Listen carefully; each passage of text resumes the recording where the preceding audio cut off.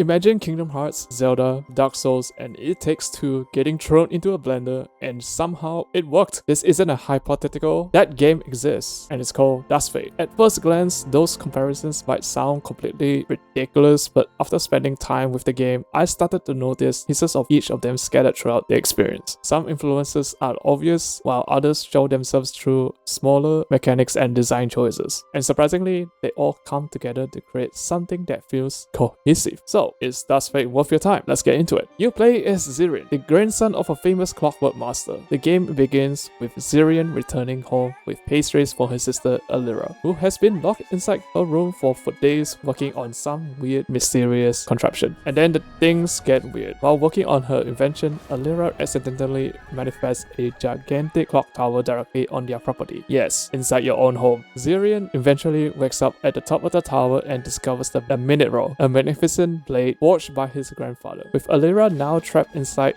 the mysterious structure, Zirian sets out to destroy 4 anchor points that are keeping the tower sealed. Your journey begins from your home base, Tick Town, and from there, you are sent into a world filled with mechanical mysteries, dangerous enemies, collectibles, and plenty of places that make you wonder how you're supposed to get there. And this is where Duskfade starts showing its influences. The first comparison I immediately noticed was Kingdom Hearts. The minute roll has an unmistakable resemblance to the Keyblade. The overall shape and handle design immediately gave me that feeling. But Duskfade doesn't simply copy the idea. The minute roll is designed around the game's clockwork theme. It can interact with mechanical objects, unlock cogs within chests, and transform for different purposes. You can also attach keychains that provides additional tools for reaching areas that would otherwise be inaccessible. It's a familiar concept with a different mechanical identity. Then there's Zelda. The influence isn't necessarily found in one major mechanic, instead it's in the little things. Breaking objects and collecting currency has that satisfying crunch and sound effect that immediately reminded me of the games like Breath of the Wild and Tears of the Kingdom. It's the kind of interaction that feels simple but makes exploring the environment more enjoyable because you're constantly wondering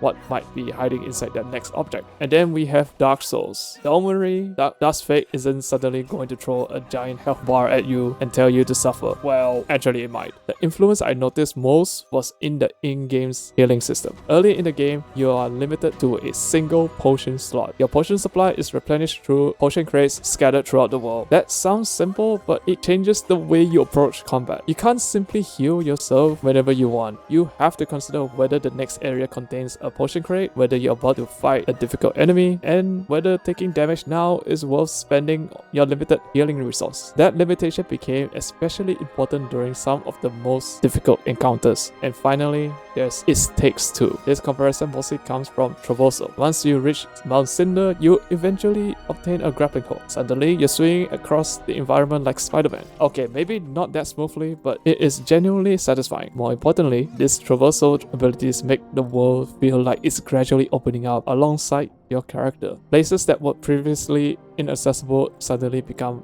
reachable, giving you another reason to revisit areas you have explored. Exploration is probably one of the areas where Duskfade trusts the player the most. There is no minimap, and honestly, I appreciated that. Instead of constantly following an icon telling you exactly where to go, you are encouraged to actually pay attention to your surroundings. If you get lost, there is a bell system that can give you a general sense of direction, but it doesn't completely solve the problem for you. You are still expected to remember where you have been. For players who enjoy exploring and learning the layout of the environment, this can be incredibly satisfying. For people like me who occasionally walk in one direction and immediately forget why I was going there, well, good luck. The world is filled with collectibles hidden above, below, behind, and around different areas. Some are obvious, while others require you to experiment with your surroundings. Thankfully, the game doesn't punish you for focusing on the main story. Your journal and the inn back in Tick Town keep tracks of things you discovered and collectibles you have missed, meaning you can continue progressing without worrying that you have permanently ruined your completion run. These collectibles include weapon upgrades and ghosts that reveal more about the aftermath of the clock tower's appearance, and music boxes, and many more. Weapon upgrades can be purchased through the traveler shop with star shards and upgrade gears hidden throughout the world, and finding one tucked away in an area you weren't even supposed to notice can feel surprisingly rewarding. Then we reach combat, and this is where Duskfade shows its teeth. I played the game on its highest difficulty, and the enemies do not care about your feelings. They do not flinch, they do not politely wait for their turn, they don't care that you're currently attacking them. They will just keep trying to kill you.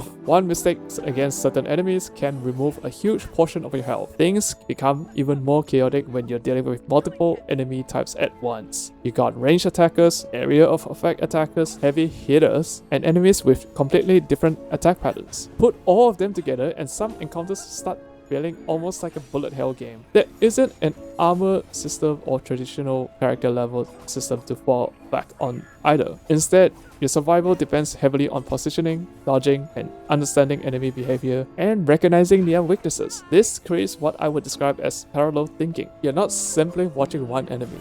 You're tracking several threats while simultaneously watching your own position, deciding when to attack, identifying which enemy should be dealt with first, and preparing yourself for whatever is coming next. And all of that is happening in real time. The Minion Rose abilities add another layer to this system. For example, the Clock Hand ability allows you to perform a piercing counter attack after a dodge roll. It sounds powerful, and it is in its own way, but because enemies don't necessarily stagger from your attack, you can't simply rely on that counter to save you. You need to be ready to dodge again. Combat therefore becomes less about memorizing one perfect combo and more about reacting to what is happening around you. My first real reality check came during the Mount Sinner boss. That fight was brutal. With limited healing available, I couldn't simply throw myself at the boss and hope for the best. I had to pay attention to his attacks, manage my positioning, and make every opportunity to deal damage count. And that's when I started appreciating the game's seemingly restrictive healing system. At first, having only one potion slot felt unnecessarily limiting, but once I reached more difficult encounters, I understood what the developers were trying to achieve. The game wants you to avoid damage rather than simply recover from it. Whether you agree with that design philosophy will probably depend on how much you enjoy high pressure combat. Outside of combat, Duskfade has a surprisingly charming visual identity. The environment gives me a strong fabled nostalgia. There's something about the world that feels whimsical without completely losing its darker elements. The music also deserves credit. It doesn't constantly demand your attention. Instead, it quietly supports the atmosphere and lets important moments speak for themselves. And then there's the villain, Despair. This character deserves its own mention. There's something about her that reminds me of a combination between the Joker and Cheshire Cat. She can appear completely composed one moment and completely unhinged the next. That unpredictability makes her scene stand out. You never quite know whether you're supposed to laugh, be uncomfortable, or wonder what she's going to do next. And for me, that's exactly what makes an antagonist memorable. Going into Duskfade, I had one concern. The prize and achievement count make me assume that this was going to be a very short experience. I was wrong. If you're primarily following the main story without heavily exploring every corner of the world, you're looking at roughly 15 to 20 hours of gameplay. And honestly, I think that's a pretty reasonable length. Not every game needs to be 60 to 100 hours long. Sometimes I'd rather have a focused experience that respects my time than a massive open world filled with repetitive activities simply to make the game appear longer. And Duskfade feels like it understands that. There's enough exploration, combat, collectibles, and optional content to encourage you to spend additional time in the world without making the main journey feel unnecessarily stretched. So, who should actually play this game? If you enjoy 3D platforming, challenging combat, exploration, and worlds that reward you for paying attention, I think Duskfade is worth checking out. It's especially appealing if you enjoy games that don't constantly hold your hand. You will need to remember where you've been, you will need to learn enemy patterns, you will need to manage your limited healing, and you will need to keep track of what's happening around you during combat. However, that same design can become a problem for certain players. If you struggle with navigation or remembering your surroundings, the lack of minimap can also be frustrating. If you experience motion sickness, the fast movement and camera during certain traversal sequences may also be something to consider. And if multitasking during combat isn't your strength, some encounters can become overwhelming when several enemies attack at the same time. This isn't necessarily a flaw, it's simply the kind of experience Duskfade is trying to provide. Duskfade surprises me. What initially looked like a strange combination of different games somehow come together into an experience that feels surprisingly coherent.